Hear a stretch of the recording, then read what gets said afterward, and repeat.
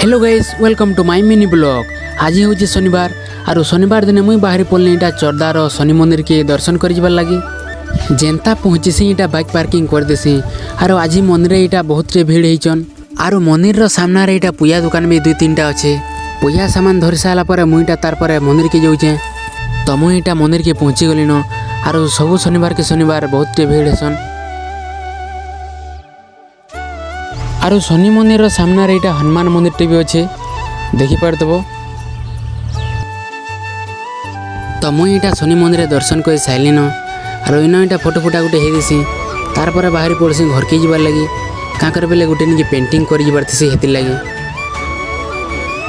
तो मुई इटा से दुकान के पहुँची गली न और इन इटा ना लिखा है मेडिकल स्टोर और ये जगह कंप्यूटर सेंटर। दुही दुकान ना लिखी सारापर इटा तार पर मुई मोबाइल नंबर लिखुचे।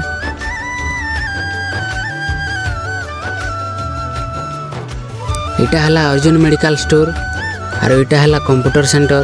तो दुही दुकान ना लिखी साइलिन और इटा रिकन बई जे इटा। तो इनु आड़ के मिनी ब्लॉग डेली आसवा। तो चलो फिर गोटे वीडियो देखा।